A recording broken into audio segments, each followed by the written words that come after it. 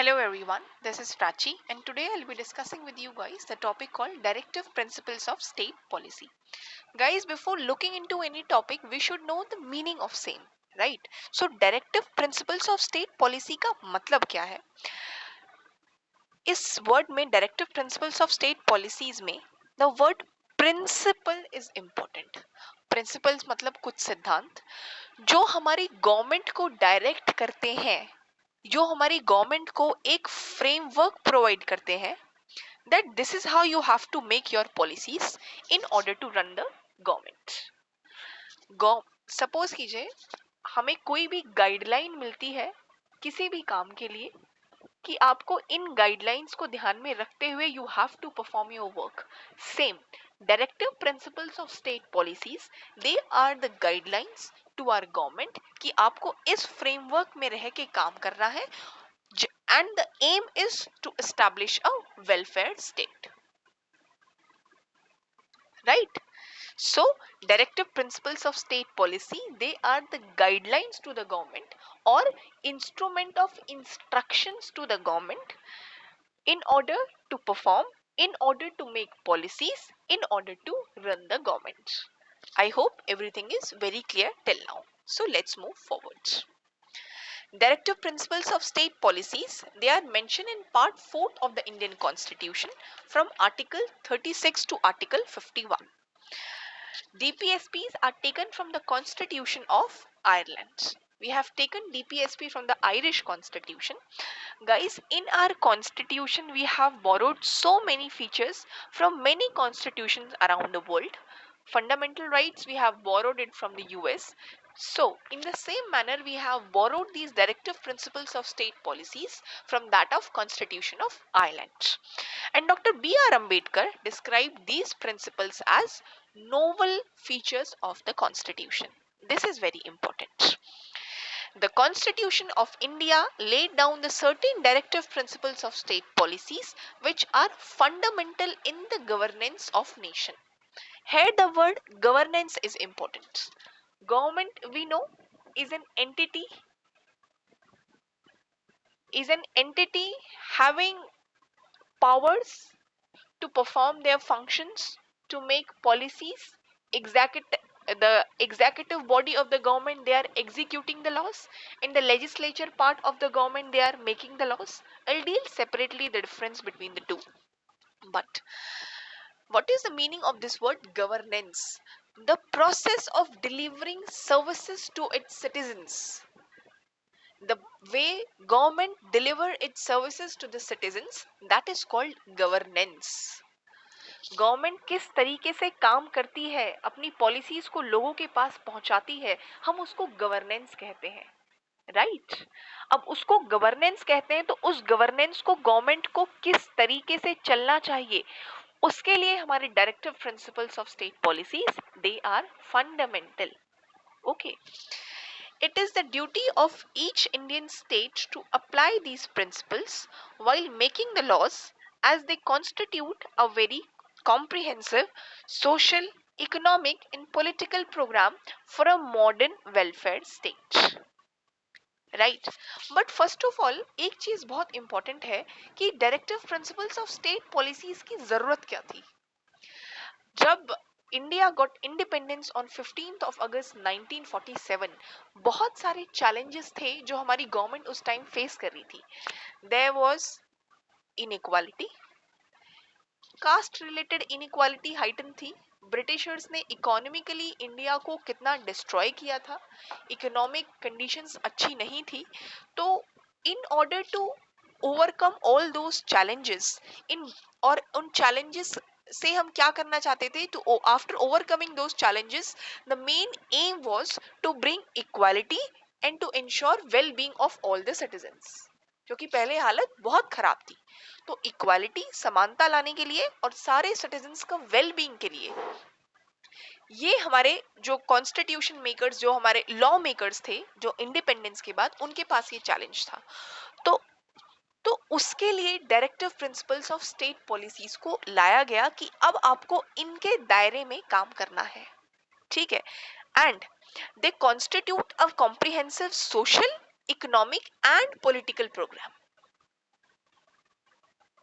or directive principles of state policies, they seek to establish social and economic democracy. हमारे directive principles में ये लिखा हुआ है कि सोशली भी इक्वालिटी इंश्योर होनी चाहिए और इकोनॉमिकली भी एक ऐसा डायरेक्टिव प्रिंसिपल है जहां ये लिखा हुआ है कि लोगों को काम मिलना चाहिए. For example, in 2008, the UPA-led government, they came with an act called Manrega, जहां सब लोगों को काम मिलेगा.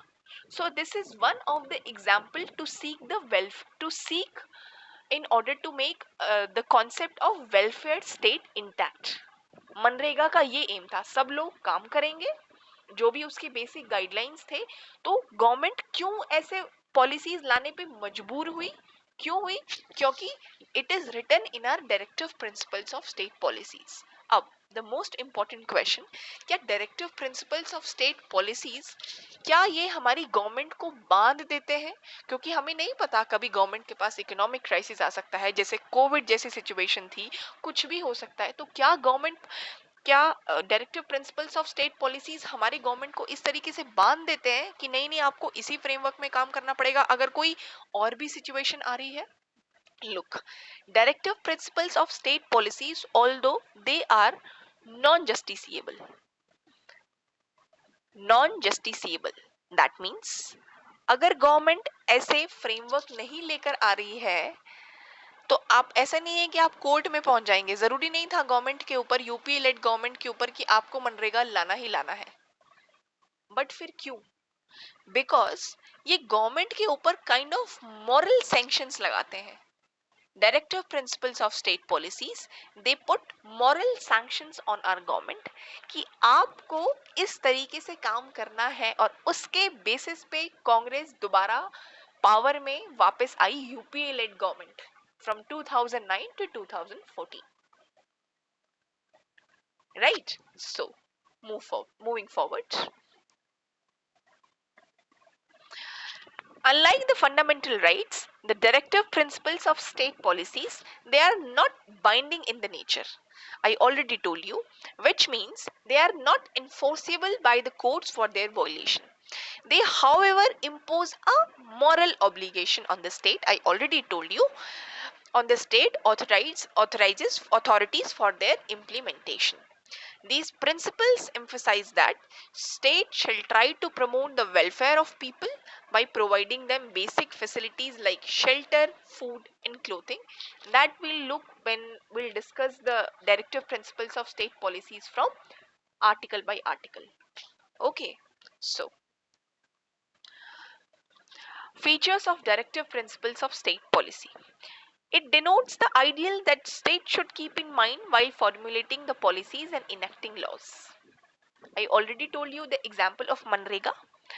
It resembles the instrument of instructions which, before 1947, the British government, right from the Charter Act of 1773 and to that of India Independence Act of 1947, from Charter Act of 1773, Regulating Act, to that of Independence Act of 1947, they used to make laws कि इस framework में हम काम करेंगे. That is a separate area. और उन्हीं में से एक था गवर्नमेंट ऑफ इंडिया एक्ट 1935. तो गवर्नमेंट ऑफ इंडिया एक्ट के अंदर जो हाईएस्ट बॉडी थी, गवर्नर जनरल, उनको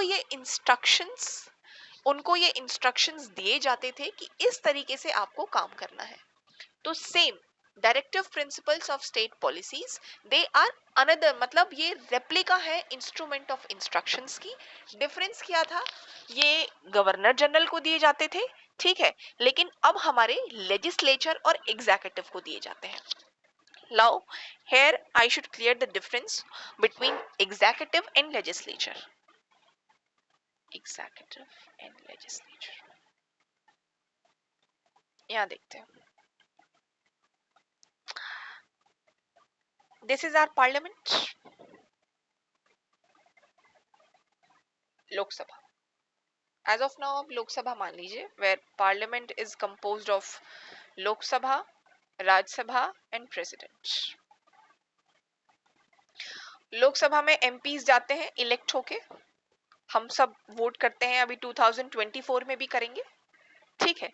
सारे एमपीज किसी भी पार्टी के हो सकते हैं, मे बी वो एनडीए के, बीजेपी के हैं, कांग्रेस के हैं, समाजवादी पार्टी के हैं, ऑल इंडिया तृणमूल कांग्रेस के एमपीज हैं, सबके सब इलेक्ट होके जाते हैं हमारी पार्लियामेंट में। लेकिन जो रूलिंग पार्टी के एमपीज हैं, ठीक है, वो हमारे मिनिस्टर्स बनते हैं। तो जो सारे एमपीज हैं सारी पार्टीज के, दे आर लेजिस्लेचर, क्योंकि अगर कोई लॉ बनेगा तो सारे एमपीज उसके लिए वोट करेंगे। लेकिन जिन एमपीज को मिनिस्टर बनाया जाता है वो एग्जीक्यूटिव के पार्ट होते हैं। हमारा पूरा पार्लियामेंट कोई लॉ बनाएगा, सपोज कीजिए जीएसटी, और उसको इंप्लीमेंट किसने किया? हमारी फिनेंस मिनिस्टर ने। शी इज एग्जीक्यूटिव और पूरा पार्लियामेंट, पूरा हमारा लेजिस्लेचर लोकसभा में और राज्यसभा में भी as same, they are a part of legislature. I hope the difference is very clear.